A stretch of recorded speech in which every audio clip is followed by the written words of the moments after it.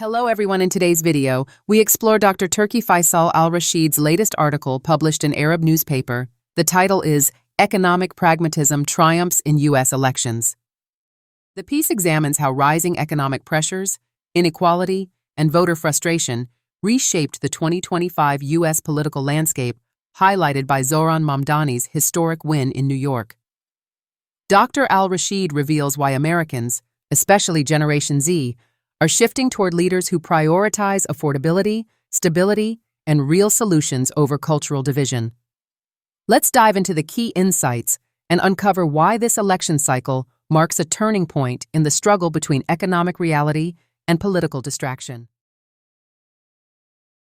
You know, if you look closely at recent U.S. elections, something really interesting is happening. There's this powerful, maybe even surprising, shift in what voters actually care about. It's not the usual political drama, it's something way more basic. So, let's get right into it. So you might think, it's just one local election, right? But what we're seeing is that its outcome has actually exposed some pretty deep cracks in the American system, and it's sending shockwaves way beyond New York City. It's really a clue to a much bigger story. Okay, so let's start in New York City with the win of Zohran Mamdani. Now, his victory isn't just some political upset. It's a signal. A really clear signal of a massive shift in what voters want. They're demanding substance over all the usual spectacle, especially when everyone's feeling the economic pinch. And really, the secret to his whole campaign kind of boils down to this one simple line. When he was asked about inclusivity, he just cut right through all the political jargon with a simple, pragmatic truth. And that message hit home, because it's about a struggle we all get, affordability. And hey, you don't have to take my word for it. The numbers tell the whole story. Back in 2013, the Democratic candidate won in a landslide with 73% of the vote. Now look at this year. Mamdani squeaks by with just over 50%.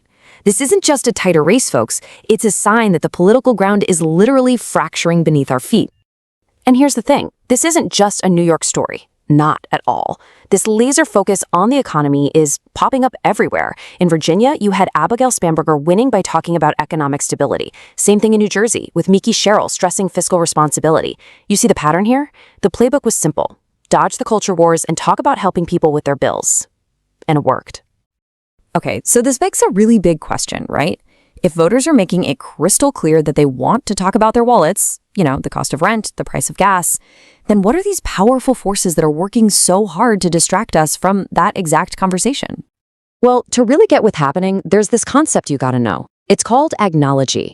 It's basically the study of how ignorance gets manufactured on purpose. So don't think of ignorance as just a lack of knowledge. Think of it as a weapon, deliberately crafted to push a political or economic agenda. And you can see this playing out, on both sides of the aisle. The Trump administration, for example, they were masters of distraction, using all that sensationalism. Meanwhile, the Biden administration has, really turned up the volume on some of these hot-button social debates. Now, those debates are important, for sure, but they often end up overshadowing the kitchen table economic issues that affect almost everybody. They're just different ways to do the same thing, manufactured distraction. So, why all the distraction? What's the point? To get the real answer, we've got to pull back the curtain and look at the system of immense wealth and power that actually benefits when we're all looking the other way. All right, get ready for some numbers because they are absolutely mind-blowing. According to Senator Bernie Sanders, the top 1% now holds more wealth than the bottom 93% of American households combined. I mean, just let that sink in. The scale of that is almost impossible to imagine. And it doesn't stop there. The gap is becoming a canyon. Right now, corporate executives are making, on average, 350 times more than their own employees. That's not a pay gap. That's a completely different economic universe. So how does all that money turn into political power? Well, in this election cycle alone, a tiny group of just 100 families donated $2.6 billion. 100? And get this. That's double what they spent just 4 years ago. It gives a handful of people a ridiculously loud voice in politics. So what does all this concentrated wealth actually mean for you? Well, look at what you eat. Just 4 companies control almost all the meat processing in the country. When you have that little competition, it means they can basically charge whatever they want. And where else are you going to go? And then you've got the media megaphone, right? Who's telling the stories? 90% of our media is controlled by just 6 massive companies, with billionaires at the helm. So when you wonder why we're not talking more about wage gaps or fair taxes, well, look who owns the microphone. Okay, so up to this point, we've painted a picture of a system that's, let's be honest, wildly unfair. But now the question gets even scarier. Is it also becoming dangerously unstable?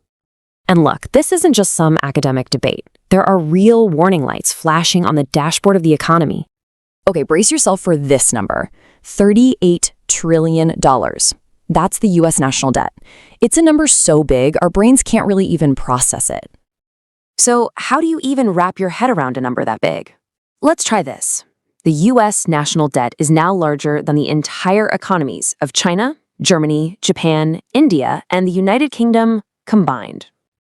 But honestly, the scariest part isn't just how big the debt is, it's how fast it got this big. Think about it. All the debt America built up over 200 years, we've doubled that in just the last 4. That's not real growth. That's borrowing like there's no tomorrow. And all this debt, it makes the whole market feel like it's built on a house of cards. Andrew Ross Sorkin, who has studied the 1929 crash, sees some worrying parallels today, especially with AI companies. A lot of them are floating on a sea of debt, and if that bubble pops, it could take a lot down with it.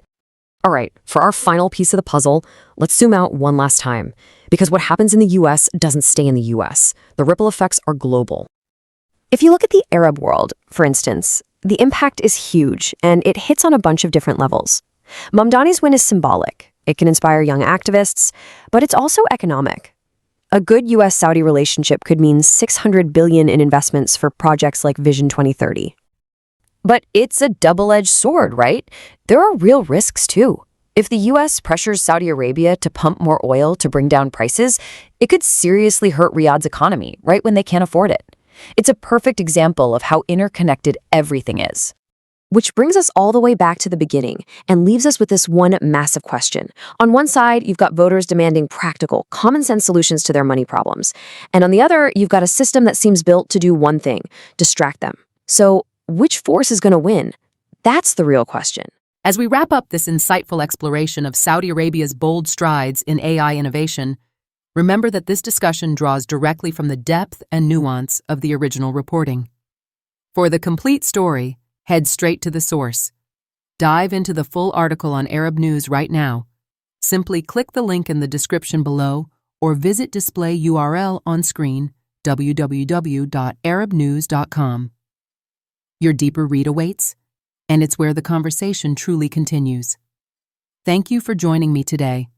If this sparked your curiosity, like, subscribe, and share your thoughts in the comments. What aspect of the story resonates most with you? Until next time, stay informed and inspired.